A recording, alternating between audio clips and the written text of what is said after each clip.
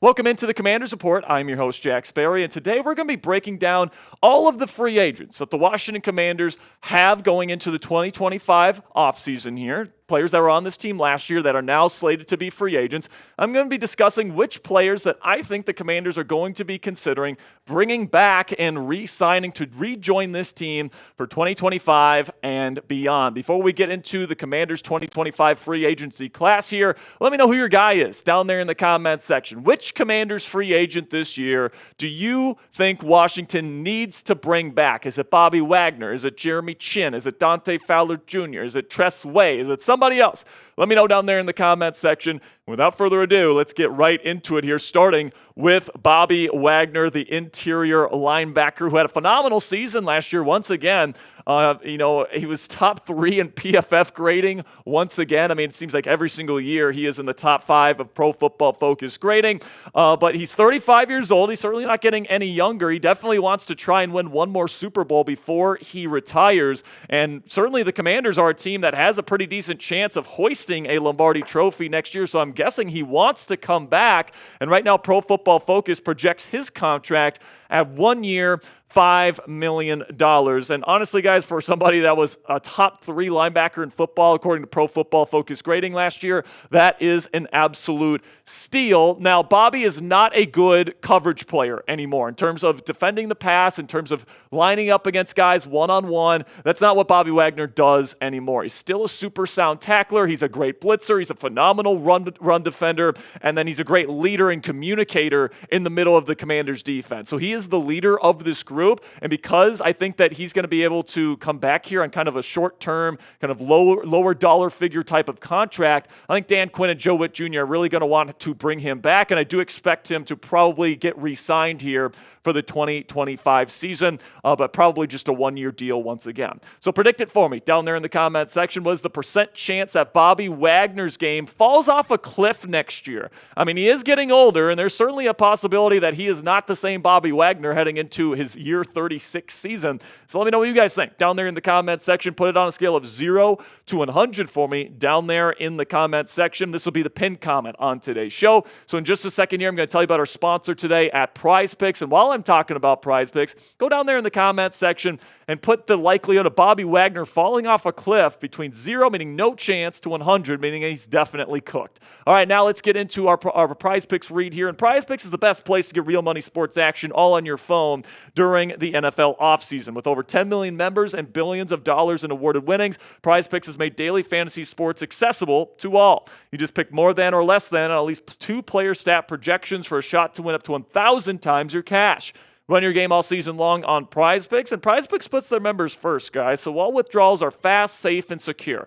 When my picks hit, I can get my money in as quick as 15 minutes. Sign up today and get $50 instantly, and you play just $5. You don't even need to win to receive that $50 bonus. It's guaranteed. And then also, guys, like right now, of course, football, it's over, all right? That sucks. But baseball's right around the corner. NASCAR is right around the corner if that's more your thing. And, of course, hockey and basketball is in the middle of their seasons right now. So you guys can take a look at an example here of a PrizePicks projection for baseball, taking the more on strikeouts for Paul Skeens, who is awesome. We took the more on Tariq Skubal here, with the strikeouts as well, and the more on Duran Duran with home runs. So absolutely, guys, you guys can do the full season projections for MLB right now. You guys can download the app today and use code CLNS to get $50 instantly after you play your first $5 lineup. That's $50 instantly after you play your first $5 lineup when you download the PrizePicks app today. PrizePicks, run your game.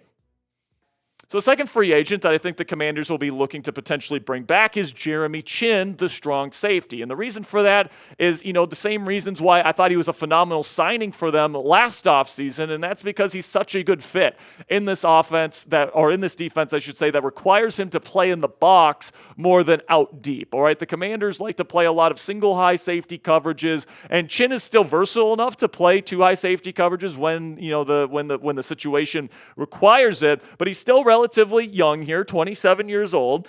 He's got great size, 6'2", 220 pounds, and he plays the Cam Chancellor role kind of in this defense here where he's playing a lot in the box. He's playing up towards the line of scrimmage sometimes, and his PFF grade was decent last year, around middle of the pack, but I think that his role in the Commanders defense is very difficult to replicate. And right now, Pro Football Focus projects that he's going to make a 3-year contract worth $7.5 million per season. And you know, for somebody that's still just 27 years old, he's a phenomenal fit in this defense, and it's a role, where Dan Quinn and Joe Witt Jr. really do require somebody of Jeremy Chinn's size to be able to play in the box. It's almost like a pseudo linebacker at times.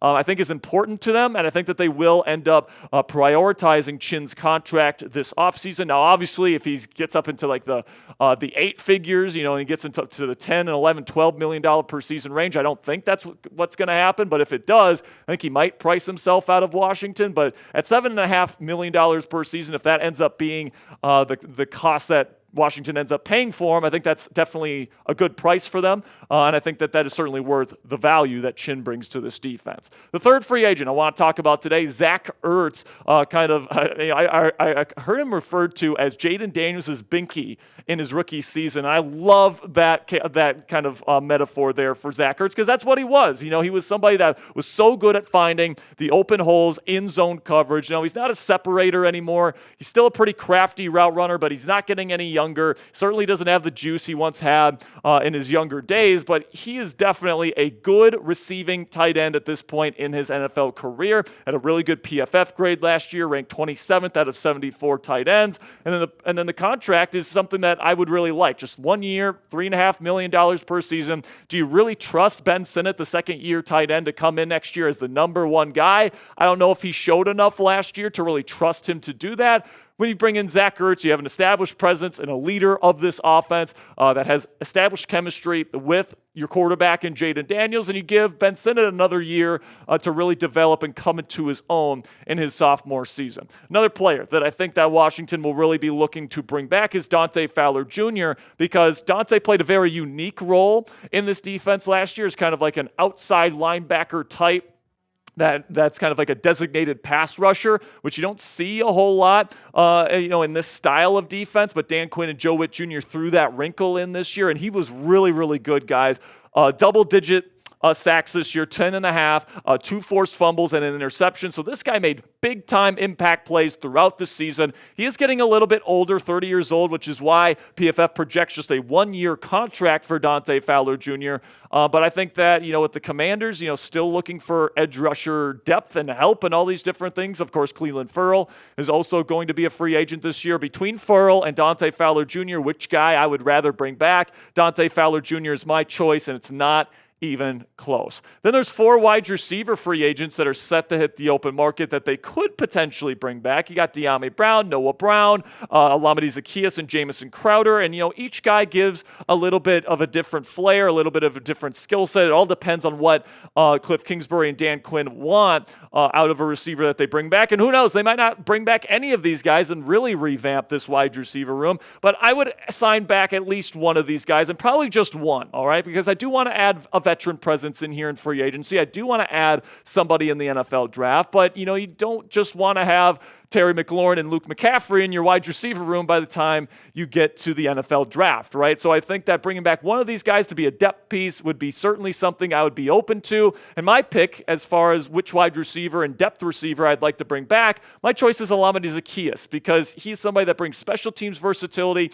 He can play in the slot or outside. I really like his route running skill set. He had some really, really nice games as really a number 2 receiving option for Washington down the stretch. And I think that as a depth piece, you can't do a whole lot better than Olamide Zaccheus, especially because you can probably get him for a 1-year, $1.9 million contract. That's what Pro Football Focus projects for Olamide at this point in terms of the contract he is slated to make. So for $1.9 million, you're getting a great pro who has experience in this offense, and he has experience in chemistry with Jayden Daniels, and he can play inside, outside, and on special teams as a punt return man. If I'm going to choose one of these 4 receivers, I'm going to go with Olamide Zaccheus. But let me know what you guys think down there in the comments section. Which wide receiver would you like to bring in if you are the Washington Commanders and bring back for the 2025 season? Type Type DB for Dyami Brown, type NB for Noah Brown, OZ for Olamide Zaccheus, or JC for Jamison Crowder. Let me know what you guys think down there in the comment section.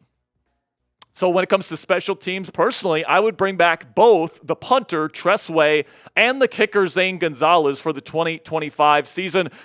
Tress had a phenomenal bounce-back year this year. I thought in 2022 and in 2023, maybe he didn't have his best numbers of his career, was starting to wane a little bit. But here in 2024, he really did a better job this year, getting guys, really pinning teams deep, all that great stuff. And then Zane Gonzalez really brought some stability to the kicker position after the whole Brandon McManus stuff. And then he brought in like a million different kickers. And then, of course, Seibert gives you some stability, but then he gets hurt, all this stuff. And then Gonzalez comes in and he gets the rest of the way as the kicker. And he was super solid. And I don't want to have to deal with trying to find another kicker this offseason, guys. I think Gonzalez did a good enough job where you bring him back for the 2025 season. And then when it comes to a couple other names that the Commanders could potentially re-sign, Marcus Mariota. I think Mariota, if he can get a bridge starter job somewhere, like with the Las Vegas Raiders, his former coach at Oregon, Chip Kelly, is now the offensive coordinator there in Vegas, and they may take a quarterback early in the NFL draft. I think that Mariota makes a lot of sense for them. But hey, if they don't bring in Mariota in Vegas,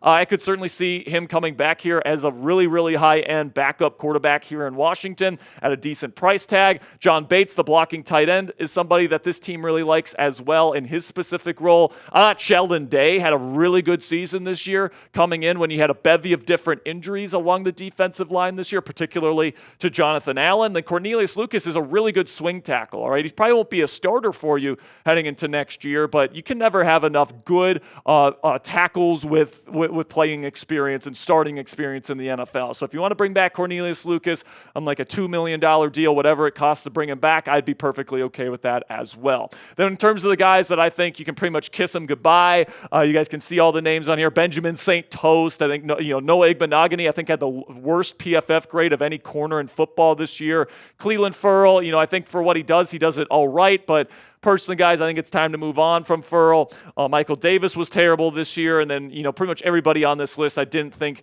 really lived up to what they needed to do in order to get another chance to be on this football team heading into 2025 and beyond. So let me know down there in the comments section, which Commanders players would you re-sign this offseason? We talked about a lot of players today. Bobby Wagner, Jeremy Chinn.